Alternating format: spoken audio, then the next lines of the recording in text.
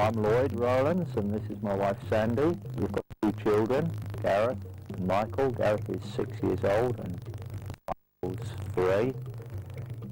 We've been working out in Congo since 85. Well, I have been because that's where we met. Actually, Sandy went out in 87. So we met out there, and after some time we got married.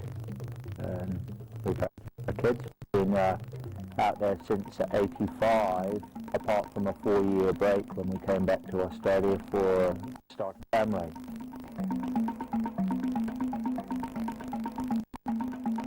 My main emphasis in ministry is the agricultural side of things. I really see that as being vitally important in the development of the church out there, and also, just helping people being able to feed their families better, being able to support their local pastors better, and eventually perhaps the national church can have the finances to fund missions as well. Sandy went out there to be involved in teaching missionary kids. Now ours are the missionary kids.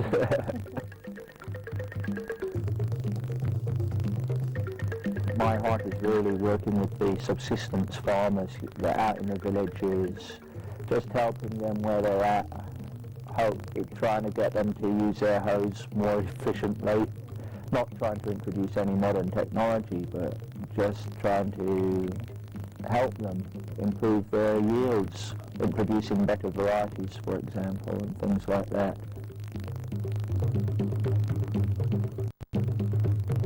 In those 12 months that we had a new station, because it was new to us, it wasn't where we'd worked before, we built up some friendships. Some of them, some experiences were good, some were bad. I loved going down into the village situation with one of the other ladies in the church, and we'd visit the sick and we'd pray for them.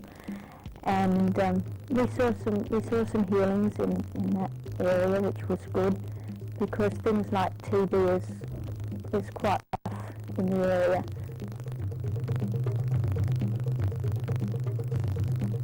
It's an English-speaking school, and it's where I taught when we went back in 92 after we got married, because there'd been more trouble at that stage and we'd been out of the country for a while.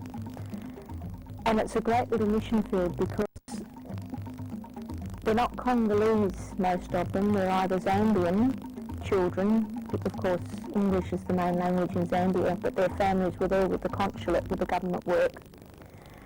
But a lot of the trade and the shops are owned by Indians, and so there's a whole Muslim community there. And we had Muslim children, which is, I think, the parents were willing to send their kids to the school because it was English speaking and they knew they'd get a good education.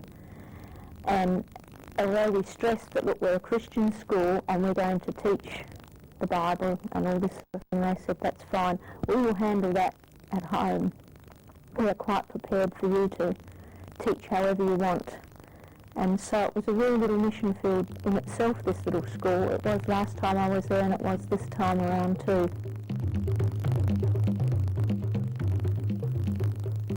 There's a real emphasis now towards how God wants to bless Congo. God wants Congo to come into the destiny for which he created it. He doesn't want us as a nation to live sort of like in poverty. God has blessed us. He's given us good mineral resources and all this, and now it's time for us, the church, to take the lead in developing, the nation.